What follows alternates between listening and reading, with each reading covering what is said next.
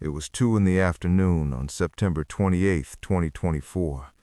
The heat in Houston was unbearable, that typical humid Texas swelter that makes the asphalt shimmer.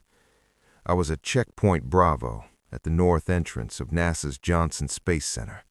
My clipboard was soaked in sweat and diesel fuel. All around me, the chaos was silent and choreographed.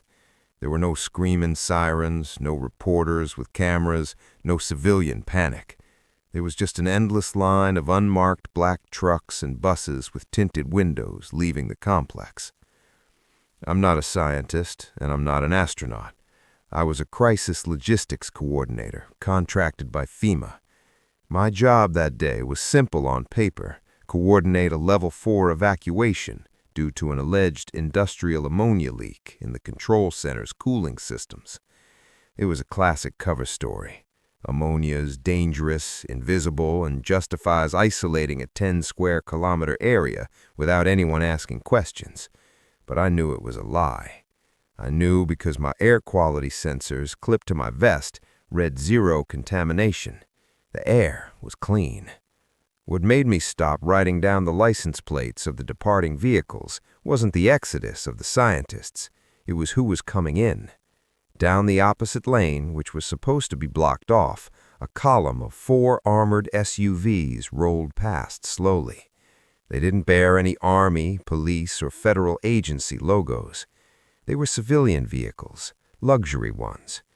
When the window of the second car rolled down to pass the gate I was controlling, I expected to see a general or a politician. What I saw was an elderly man wearing a black cassock with purple accents, clutching a rosary so tight his knuckles were white. Behind him were other men dressed as clerics, some in Orthodox vestments, others Catholic. I froze for a second. We were evacuating the world's greatest aerospace engineers because of a deadly chemical hazard, and the government was sending priests into the kill zone? I looked at the military police sergeant beside me. He didn't look surprised. He looked resigned. He signaled for me to lift the gate. As the cars drove in toward the Mission Control building, I asked myself the question that haunts me to this day. If it were a chemical leak, they'd call in doctors. If it were a terrorist attack, they'd call the bomb squad. Why, in God's name, did NASA need priests to deal with something coming from space?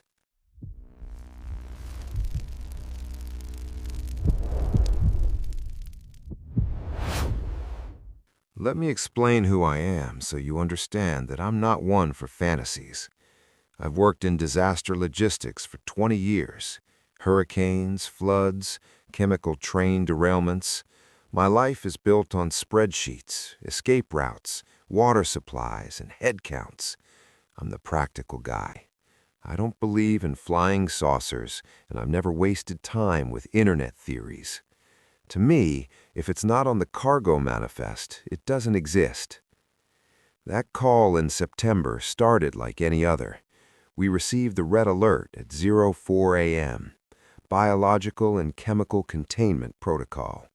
I was dispatched to Houston with a team of 12 logisticians. The order was to clear out the Johnson Space Center and 2 adjacent residential neighborhoods. The official justification given to the residents was a critical failure in the underground pipeline infrastructure. For the press, they released a vague statement about emergency maintenance. The first odd detail popped up when I arrived on site to set up the perimeter. Normally, in chemical evacuations, the priority is getting civilians, children, and the elderly out. But the priority list I was handed was inverted.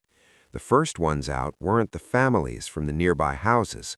They were the occupants of Building 30, trajectory analysts, deep space communication specialists, and curiously, 2 linguists I knew worked for naval intelligence. They didn't run out.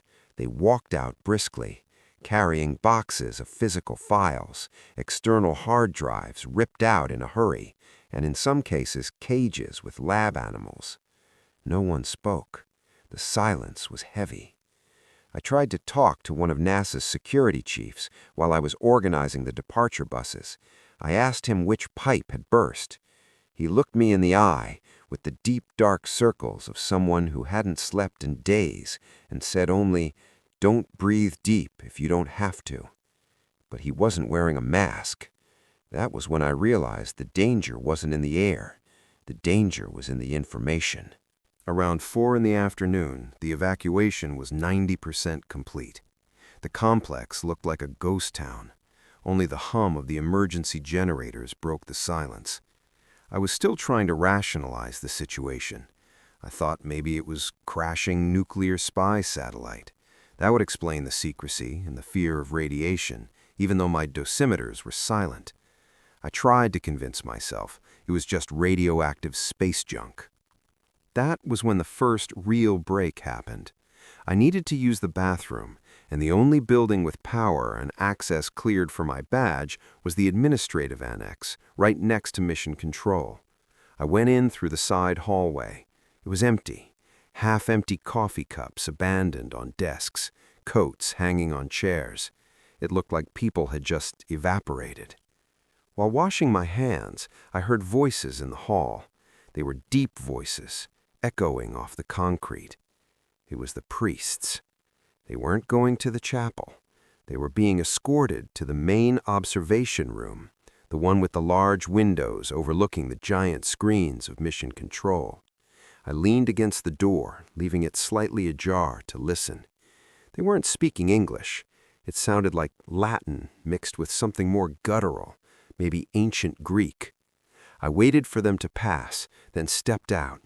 On the floor of the hallway, one of them had dropped a piece of paper. It was a liturgical pamphlet, like the ones used for Mass, but printed on standard office paper. I picked it up. There were no psalms of comfort. There were excerpts from Revelation, and handwritten in red pen on the margin, a note that said, "The protocol is not contact, it is containment. The 3-eye atlas must not open." I shoved the paper in my pocket. My mind tried to reject what I had read. 3-eye atlas. I had heard that name on the military police radio earlier. They spoke of it as if it were the name of the operation, but there, in the priest's note, it looked like the name of a thing, of an object. Tension started to creep up my spine. I was in an empty building with a group of religious men preparing for a rite of containment, while outside the world thought it was a gas leak. I went back to my post, but the military's demeanor had changed. The military police, who had been cooperative before, had now formed a double containment cordon around the building where the priests had entered. They were armed with heavy-caliber rifles, pointed outward, but also at the building's doors. They weren't protecting whoever was inside. They were ensuring nothing came out. I asked the sergeant what was happening. He ignored me. I asked again. He turned around, hand on his holster, and said, "Sir, your role here is done. The perimeter is closed. Gather your men and fall back to the yellow zone, 5 kilometers from here." The order was clear. Total blackout. But I couldn't leave. I'd left my logistics tablet with the cargo manifests inside the administrative annex, near where I found the paper. If I left without that tablet, I'd be prosecuted for negligence with federal data. It was the excuse I needed. I told the sergeant I needed 2 minutes to retrieve the equipment. He hesitated, checked his watch, and said, "1 minute. If you hear the impact siren, run." Impact siren. The official story was a leak. No one talks about impact for a leak. I ran back toward the building. The institutional silence was deafening. No one on the radio, no one in the hallways. It felt like I was walking into a terminal patient's room minutes before death. The air felt heavier, electrically charged. I went into the annex and retrieved my tablet. But curiosity got the better of me. The hallway leading to the observation room was unguarded at that moment. I crept forward, staying low. Through the thick glass of the visitors' gallery, I could see the main screen of Mission Control. It was live, and what was on the screen wasn't a map of Houston. It was an orbital projection of Earth. A red dot was blinking violently, approaching the atmosphere over the Gulf of Mexico.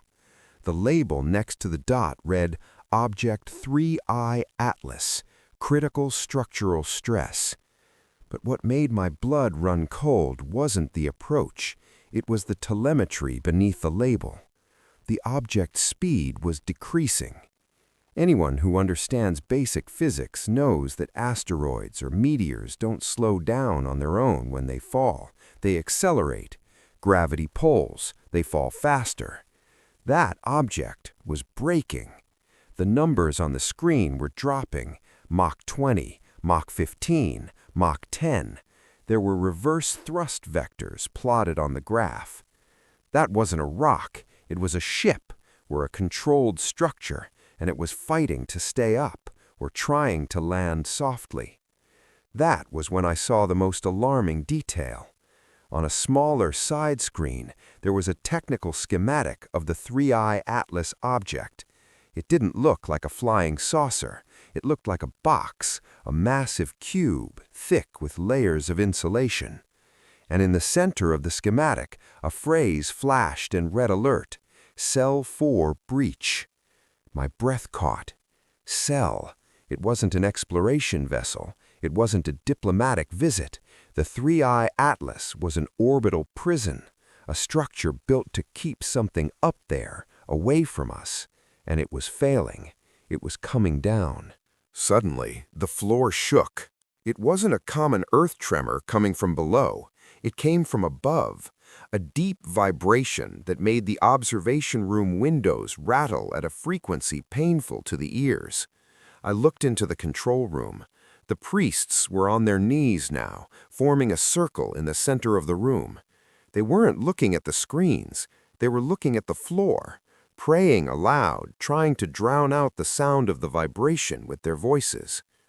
The fear I felt was primal. It was the fear of an animal that knows a predator is nearby.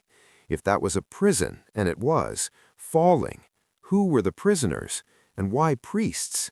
Did this mean that whatever was inside didn't respond to bullets or diplomacy, but to something spiritual or ancient? I tried to take a picture with the tablet, but the image on the screen came out distorted, filled with purple static. My device started heating up in my hand. An external electromagnetic interference warning flashed. I had to get out of there. If that cube, that prison, touched the ground, I would be at ground zero. I ran for the exit. In the hallway, I crossed paths with one of the linguists who had stayed behind.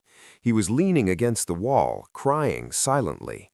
He looked at me and said, almost in a whisper, "They aren't bringing them home.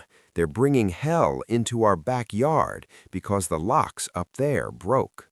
I made it to my vehicle and peeled out, ignoring the sergeant screaming over the radio. I drove to the yellow zone, 5 kilometers north. When I stopped the car and looked back at the Houston skyline, I saw the sky. There was no meteor smoke trail. There was a distortion in the air, like heat shimmering off asphalt, but up in the sky. The clouds parted in a perfect circle over the space center, and then a muffled sonic boom, like thunder happening inside your head, swept across the plains. There was no fiery explosion.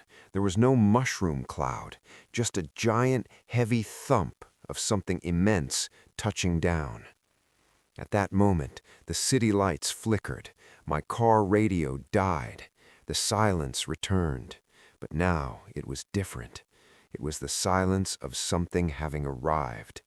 The partial revelation was clear in my mind. The 3I Atlas had landed. The prison had been transferred from orbit to the ground. NASA hadn't evacuated Houston because of gas. They had evacuated it to create an empty arena to contain whatever was inside that box. The priest stayed behind to ensure the doors stayed shut, using the only kind of lock science couldn't manufacture. Today, the official story is that the leak was contained and that the area will undergo soil remediation for the next 10 years.